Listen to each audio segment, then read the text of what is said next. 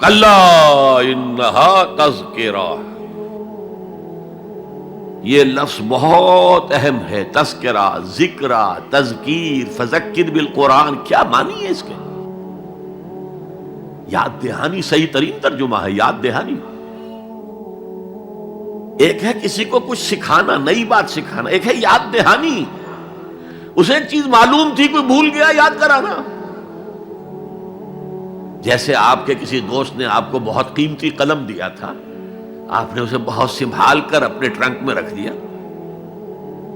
اب سال ہا سال ہو گئے، نہ دوست سے ملاقات، نہ وہ یاد.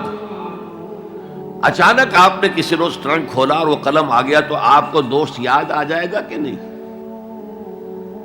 اسی لیے قرآن آفاق و انفس کے لیے آیات کہتا ہے. ہم اپنی آیات دکھائیں گے تمہیں، نشانی جس کو دیکھ کر تم ہمیں پہچانو گے. اور تذکرہ کا مطلب کیا ہے؟ پوٹینشلی ایمان ہر انسان کے دل میں موجود ہے.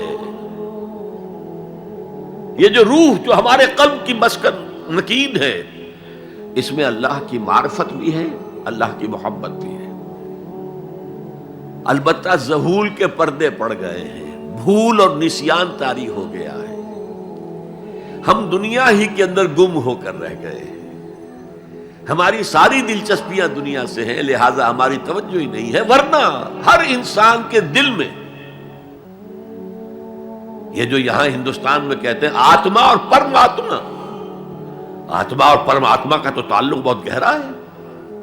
ابتدا میں بنا دی گئی تھی ارواح، جب ہم سب کے سب تمام انسان آدم سے لے کر اور تا قیامت جو انسان آئے گا دنیا میں، ان سب کی ارواح پیدا کر دی گئی. اور پوچھا گیا الست بربکم قالوا بلا، یاد ہے؟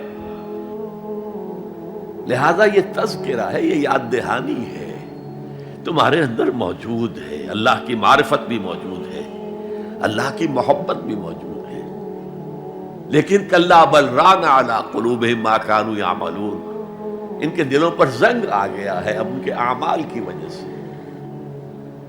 شیشہ جو ہے وہ زنگ آلود ہو گیا. حضور نے فرمایا ان هذه القلوب لتصدع كما يصدع الحديد اذا اصابه الماء، ان دلوں پر بھی زنگ آ جاتا ہے جیسے کہ لوہے کے اوپر پانی پڑتا رہے تو اس کو زنگ آ جاتا ہے.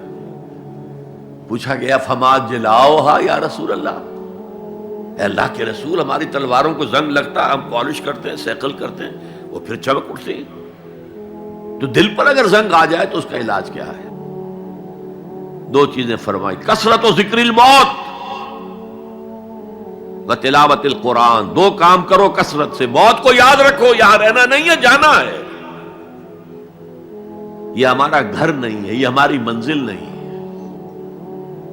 ہمارا اصل گھر جو حضور نے فرمایا انما الدنیا خلقت لکم وانتم خلقتم للآخرہ، یہ دنیا تمہارے لیے بنائی گئی، تم آخرت کے لیے بنائے گئے ہو. اسی لیے حضور نے فرمایا کن فی الدنیا کانک غریب وعابر السبیل،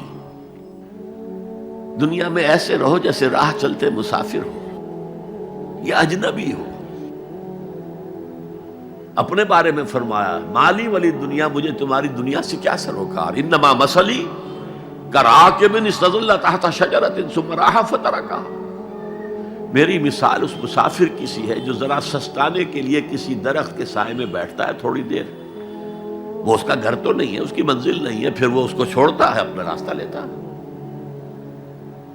یہ اگر ہمارا تصور قائم ہو جائے، کلا انہا تذکرہ.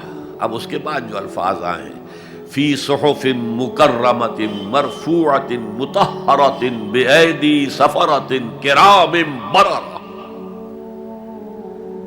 یہ جو قرآن ہے، جو تذکرہ ہے، یہ بڑے ہی انتہائی پاکیزہ صحیفوں میں ہے.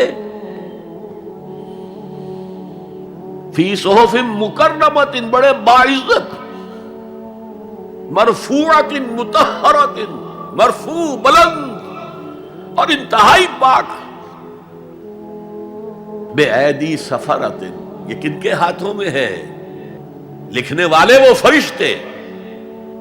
بے ایدی سفرۃ کرام بررہ، جو نہایت باعزت ہے، بہت وفادار ہے اللہ کے. یعنی اصل قرآن کہاں ہے؟ لوح محفوظ میں ہے.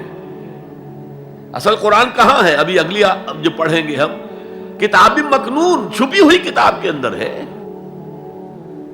اصل قرآن کہاں ہے؟ وَإِنَّهَا لَفِي أُمِّ الْكِتَابِ لَدَيْنَا لَعَلِيٌّ عَظِيمٌ، یہ تو اس ام الکتاب میں جو ہمارے پاس ہے، بہت بلند ہے اور بہت عظمت والا ہے۔